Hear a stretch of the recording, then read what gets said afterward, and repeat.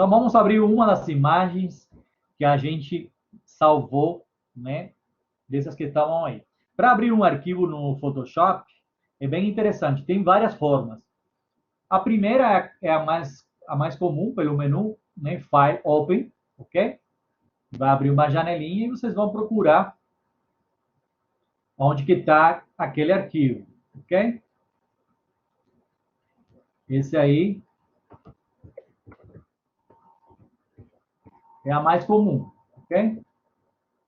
Então, File Open é a primeira. A outra seria você arrastar, pegar o Explorer ou o Finder, se você está no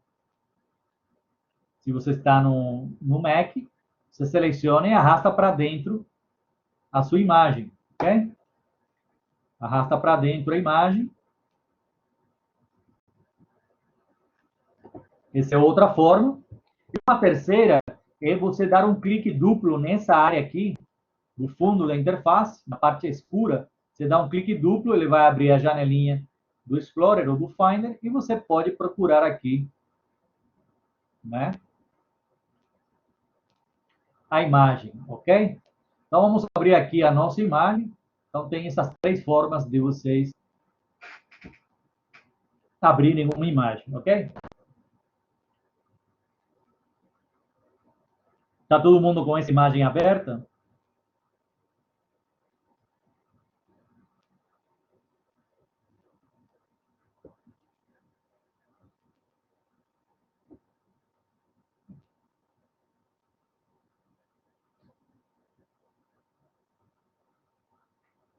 Vamos lá. Então, primeiramente, vamos ver a questão da visualização da nossa tela, né?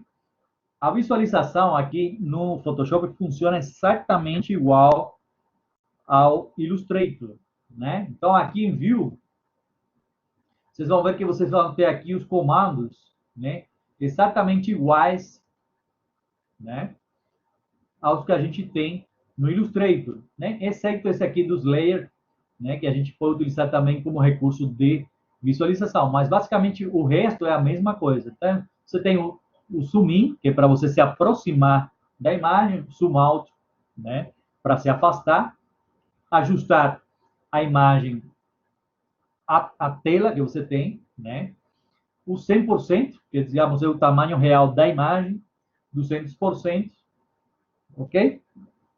Então, para testar isso aqui, a gente pode fazer também pelos atalhos. Observem que do lado direito já tem os principais atalhos para cada um. Então, zoom in é Ctrl mais, ou Command mais, para quem está no Mac. Zoom out, Ctrl menos, né? Ajustar a imagem à tela é Ctrl 0 e 100% da imagem é Ctrl 1. São os 4 comandos mais utilizados. Então, vamos testar isso aqui. Ctrl 0 adapta a imagem à minha tela. Ctrl menos me afasta. Ctrl mais me aproxima. Ctrl 1, tamanho real da minha imagem. Ok? Tudo bem até aí? Outra forma seria com a tecla Alt pressionada. Se você tem um mouse com a rodinha, você pode utilizar esse recurso, né, da tecla Alt com a rodinha do mouse para vocês fazer zoom in, zoom out, ok? Na imagem, né? Outra forma seria utilizando a lupa, né? Então, a lupa, você pode abrir uma janelinha para criar um zoom exatamente naquele ponto. Se não, você pode ir dando cliques, né? E dependendo do ponto onde você dá o clique, a partir daí vai acontecer a aproximação da visualização, ok? Então, tem mais uma forma de vocês utilizarem essa visualização. Tem mais uma também dentro do Photoshop, que é aqui dentro do menu Window, você tem um painel chamado Navigator, né? Que ele funciona como se fosse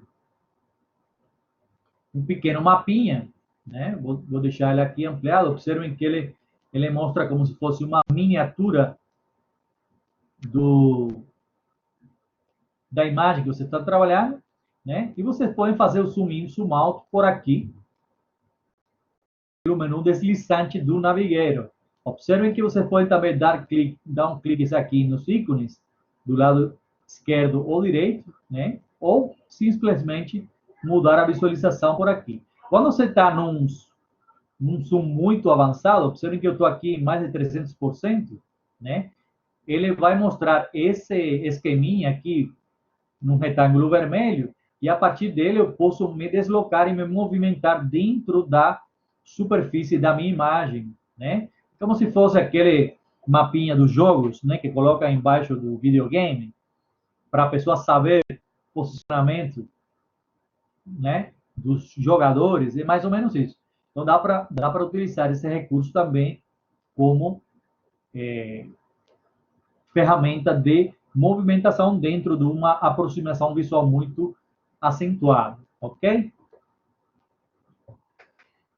Além dessa visualização, a gente tem os modos, né, de comportamento da tela, né? Esses ficam aqui na parte inferior da barra de ferramentas. Se vocês deixam apertado aqui, ó, observem que aparecem os três modos, que são os mesmos que utiliza o Illustrator, né? Com a diferença que o full screen aqui fica tudo preto, então você tem aqui o modo standard, né? O modo tela cheia com a barra de menu, né? E tem a tela cheia onde ele oculta tudo, né? E deixa só um preview do layout que você está fazendo. Lembrem que a tecla de atalho é a tecla F, e vocês podem alternar esses três modos pressionando a tecla F, ok? Então é mais fácil com a tecla F do que ir pela barra de ferramentas, beleza? A outra forma seria aqui pelo menu principal, View, vocês têm aqui Screen Mode, né? Eles estão aqui também, esses três modos de visualização da tela. Tudo bem até aí?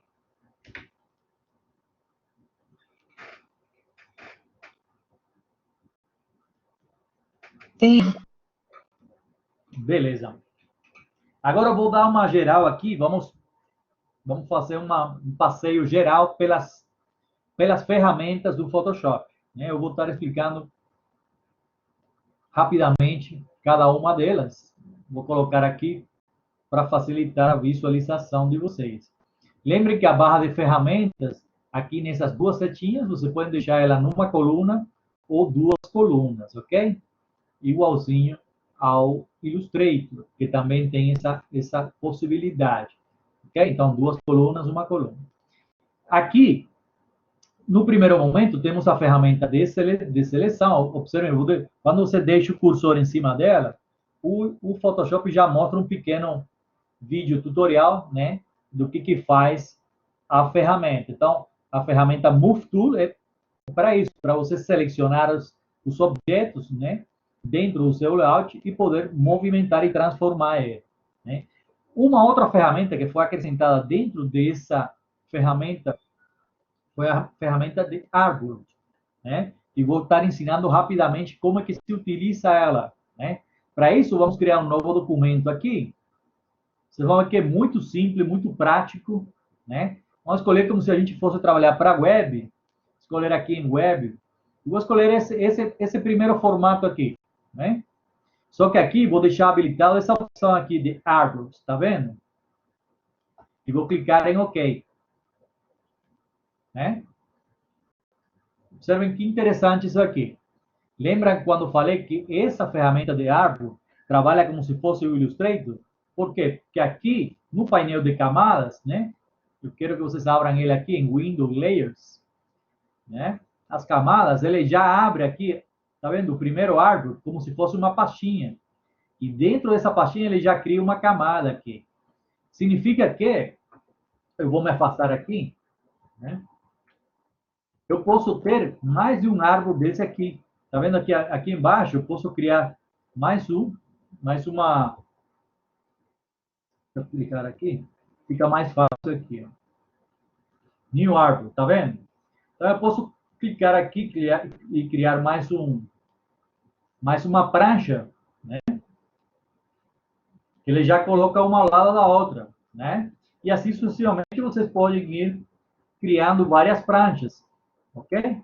Então, para cada uma delas, quando você seleciona, você pode mudar o formato, né? Ok? Então, eu posso ter dentro do próprio Photoshop um arquivo como se fosse praticamente o mesmo esquema do Illustrator, onde cada um dessas pranchas pode ter um formato diferenciado, ok? Então, criei mais uma aqui, né? E eu posso modificar aqui o formato, deixar menor, né? Então, para isso que serve esse aqui, essa ferramenta de água, para você selecionar as pranchas, né? E poder modificar o formato delas, ok? Então, é muito fácil.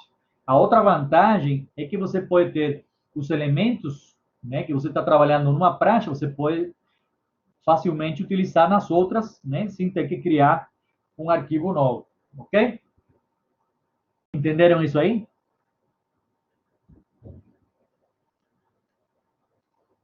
É para isso que serve a ferramenta de Arbor Tool, ok? Então, temos o Move Tool para selecionar objetos e camadas dentro do Photoshop e o Arbor Tool para modificar o formato de várias pranchas dentro do Photoshop. Depois temos o conjunto da seleção, né?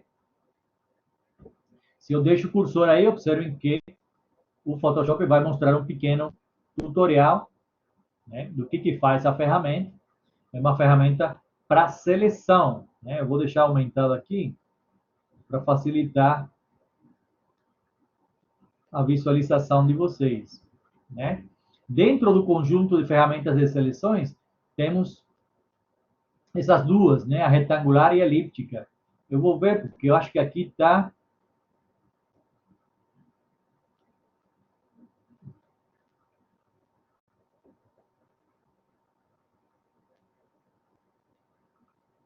Ok.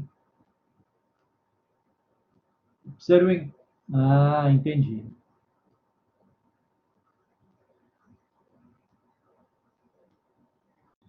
Ok? Então, dentro desse aqui, porque ele não está mostrando todas. Eu vou colocar aqui para mostrar todas.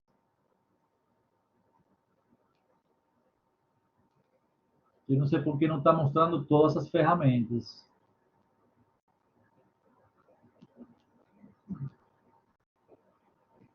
Vocês viram esses três pontinhos que fica aqui embaixo? Significa que você pode entrar no modo edição da barra de ferramentas.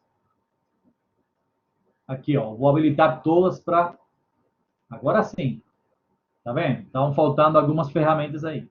Então, caso vocês não tenham todas as ferramentas aqui, vocês clicam nesses três pontinhos e acedem aqui, vocês acessam aqui a modo de edição da barra de ferramentas e vocês habilitam, ó, aqui todas as ferramentas, né, para aparecerem todas aí, porque às vezes estão mostrando só algumas, ok? Então é para isso que serve esses três pontinhos aqui. Isso no Illustrator também funciona.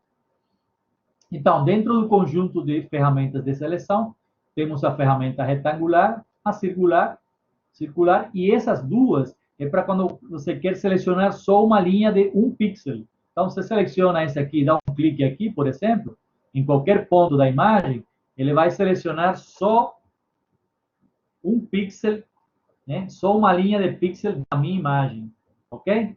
Então, pode ser tanto na horizontal quanto na vertical. Ok? Depois a gente vai ver essas ferramentas no detalhe quando a gente começa a trabalhar com seleções, né? Aqui temos a outras ferramentas de seleção, que são os laços, né? O laço, a mão livre, o poligonal e o magnético. Vamos ver todos eles.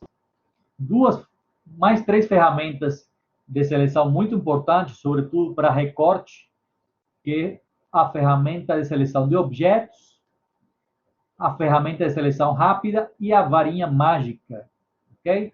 Mais três ferramentas de seleção que a gente vai estar vendo todas no detalhe, né?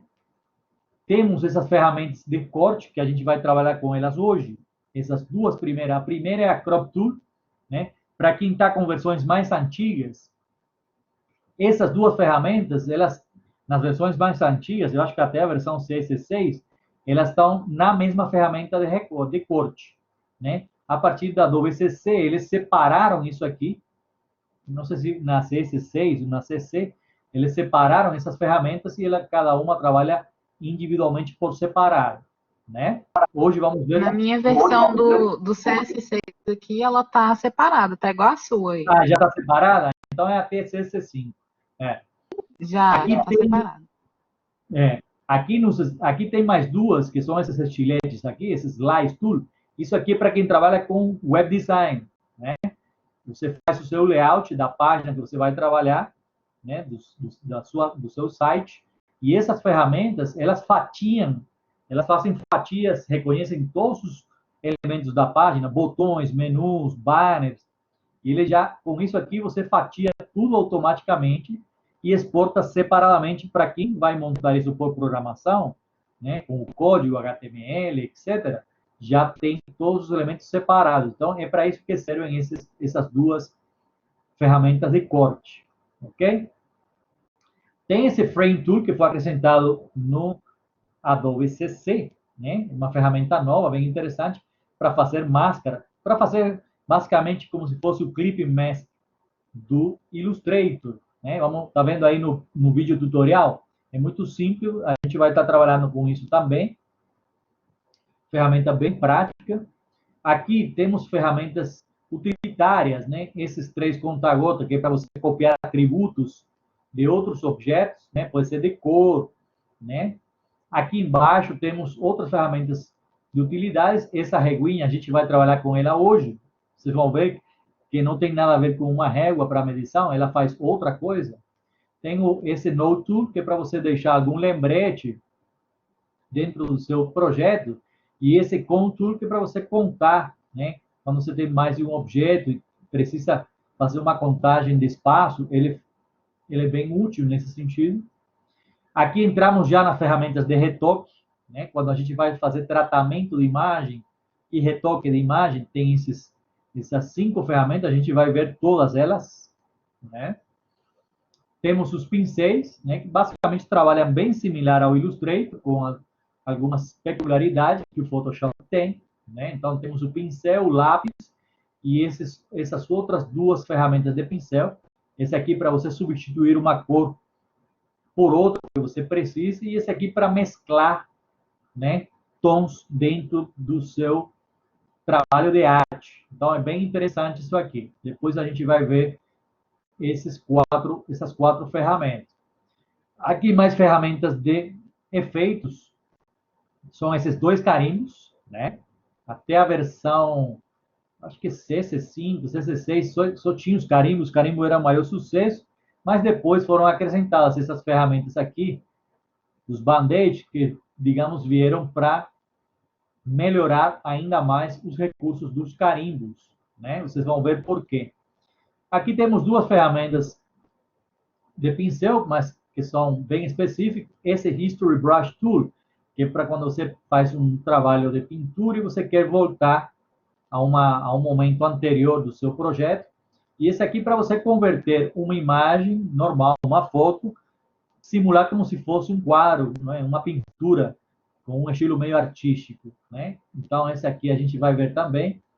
Ferramentas de borracha, os três tipos, né? Temos a borracha normal, borracha para o fundo, para background, né? Para trabalhar, tirar o fundo de uma imagem específica, e o Magic Eraser, que para você que quer, quando você quer apagar áreas que tem uma similaridade enquanto a paleta de cores, essa borracha é muito interessante, porque ela pode apagar de uma vez áreas, né, grandes áreas de cor por semelhança de tons, né?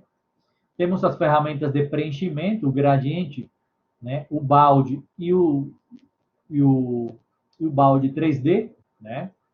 Aqui outras ferramentas de acabamento, o Blur Tool, que é para você defocar áreas da sua imagem, o Sharpen Tool, para você deixar mais nítido aquilo que você quer trabalhar, e o Smooth Tool, que faz um efeito como se fosse Tá vendo que tem uma mão com um dedinho? É quando você, aquele efeito quando você passa o dedo por cima de um desenho, por exemplo, com lápis, e fica aquele efeito meio, né, esbarrando o próprio traço, a própria cor do grafite, né? Então, ele faz um efeito similar, só que com as imagens. Aqui, outras ferramentas de acabamento. O Dodge Tool, que trabalha com a exposição das imagens. O Burn Tool, que trabalha na saturação. E a esponja, que mistura um pouco das duas anteriores, né? Aqui temos a nossa querida caneta, igualzinha ao Illustrator, né? Então, dentro do Photoshop, nós podemos trabalhar com vetor, sim, né? É a mesma conjunto de ferramentas caneta que tem no Illustrator e funciona exatamente igual que no Illustrator. Só que aqui, no caso do Photoshop, ela tem uma utilidade melhor, porque a gente pode utilizar a caneta para fazer recorte. Então, eu vou ensinar para vocês como que trabalha isso aqui, né?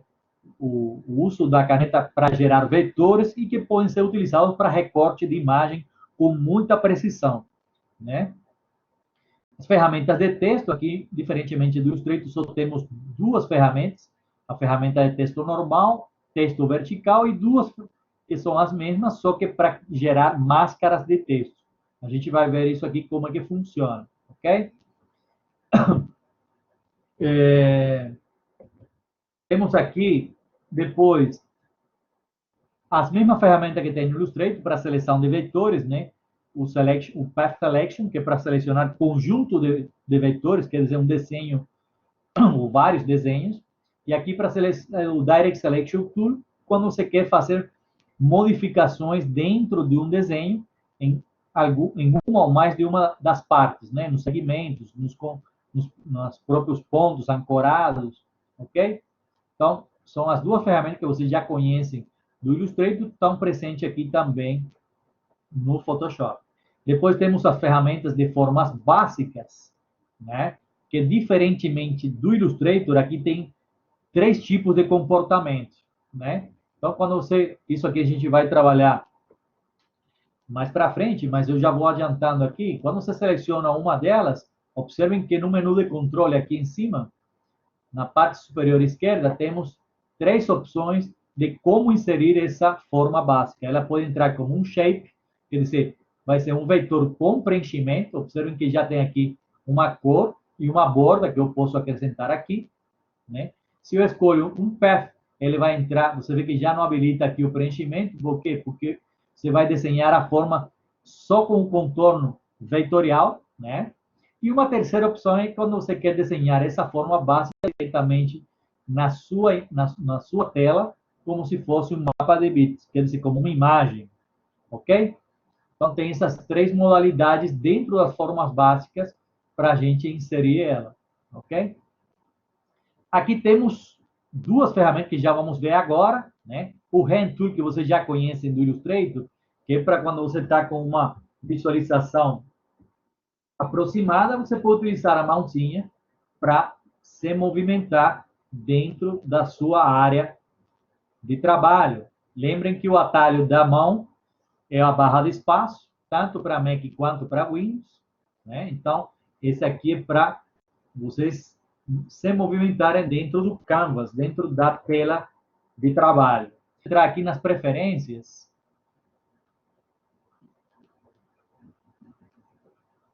Né, que eu quero mostrar outras coisas para vocês aqui, né? Uma coisa muito importante aqui no menu, na opção Performance, né?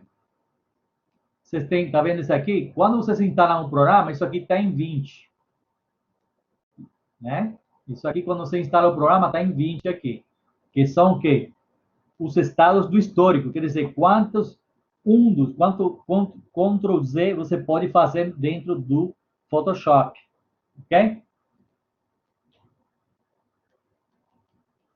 Sem problema. Então, aqui, pessoal, eu normalmente já levo isso aqui para o máximo, para 1000, porque esse aqui é a quantidade de Ctrl Z que você pode fazer dentro do seu projeto do Photoshop. Então, se você deixa por padrão em 20, você vai ter no seu histórico, eu vou mostrar esse painel para vocês, você só vai conseguir salvar 20 operações que você fez a partir do momento em ponto que você abriu o seu arquivo, ok? Aqui vocês têm como configurar. Também tem isso, depende do que de como está a memória do seu computador, né? Aqui desse lado, tá vendo aqui? Vocês podem escolher qual dessas três modalidades você quer trabalhar com o seu Photoshop. Se você é uma pessoa que trabalha com design para web, você pode escolher isso aqui. Observem que ele já muda aqui como é que o Photoshop vai utilizar a memória do computador em função disso aí, né? Observem que se eu escolho aqui para trabalhar tratamento de imagem, ele já aumentou a utilização da memória. Se eu vou trabalhar com imagem em altíssima resolução, observem que ele aqui aumenta para 5 o nível do cache level, quer dizer, ele vai consumir muita mais memória. Isso aqui, pessoal, vocês também podem, no caso, Angelina, quer dizer, Álvaro, que falou que consome muito, você pode monitorar isso aqui. Você pode... Oi? Álvaro, aqui nesse menu deslizante, você pode manipular, né? Deixar, por exemplo, eu acho que é 40, 50.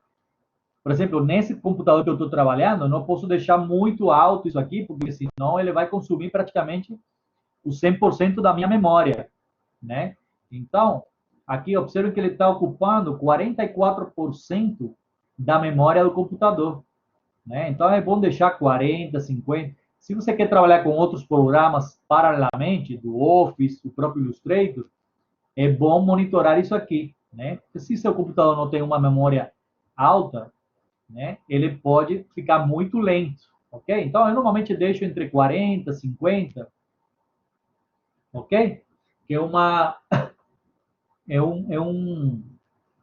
valor padrão aí que atende bem. Observem que o Photoshop, no caso aqui, ele está reconhecendo que o meu computador tem uma placa de vídeo dedicada, o que é muito importante para quem trabalha com computação gráfica. Então, ele aqui está usando o processamento da placa de vídeo dedicada do meu notebook, né? Então, ele já reconhece aqui o tipo de placa e isso ajuda também no processamento, né? Na aceleração do processamento, ok? Essa ferramenta aqui, pessoal, o Rotate View, eu deixei um tutorial aí para vocês, é simples. É quando você quer fazer algum trabalho na horizontal do seu canvas, ele dá a opção para você rotacionar o canvas, né? E você voltar a estaca zero, mas basicamente ele só rotaciona a tela do seu layout, né? Basicamente essas são todas as ferramentas. Observem que aqui temos igualzinho ao Illustrator a questão dos preenchimentos, só que aqui ele não trabalha com borda, ele só tem uma cor frontal e uma cor background, ok? Então a gente pode estar utilizando duas cores dentro do esquema do Photoshop para preenchimento. Você pode preencher tanto com a cor frontal como com a cor de fundo, né? A gente vai ver isso quando a gente entra na parte de cores, ok? É para você rotacionar o canvas, tá vendo? Você não rotaciona a camada nem a tela. Você rotaciona a tela, faz o que você quer fazer e aí você volta de novo a estaca zero, né? Basicamente é só isso que faz essa ferramenta, né? Ok? Então, eu vou abrir de novo aquela outra imagem, que a gente vai trabalhar com ela. Observem que, assim como no Illustrator, vocês podem ter vários arquivos abertos, né? Em forma de abas aqui, dentro do próprio Photoshop, né? Então, você pode ter várias janelas aqui, várias abas, né? O que facilita também o recurso de você passar um arquivo ou um objeto de um arquivo para outro, ok? Então, aqui com as nossas réguas habilitadas, né? O comando é o mesmo, Ctrl R, o comando R para quem está no Mac. As linhas guias funcionam da mesma forma que no Illustrator, né? É só clicar e arrastar da régua que você vai ter as linhas guias. Lembrando que com a tecla Alt você modifica a orientação, né? Tanto se puxa pela horizontal como pela vertical, ok? Tecla Alt modifica a orientação das linhas guias, ok? As linhas guias, assim como no Illustrator, você tem a opção do Snap, quer dizer, para ela se alinhar aos objetos que você está trabalhando, né? Tanto aos bordas da sua tela, como as camadas e os objetos que você está utilizando, ok? Se vocês querem bloquear as linhas, para não movimentar elas, é só bloquear aqui com Log Guides, que aí você não consegue movimentar as guias. Para desbloquear, é só desabilitar aqui, que aí sim você pode mexer nelas. Para apagar as linhas guias, é só arrastar para cima da régua que elas saem. Se vocês querem apagar todas, é só vir aqui em Clear Guides, View Clear Guides, e você apaga todas elas, ok? Diferentemente do Illustrator, aqui não temos como colocar linhas guias diagonais, né? Esse é um recurso que só o Illustrator tem. Tudo bem até aqui?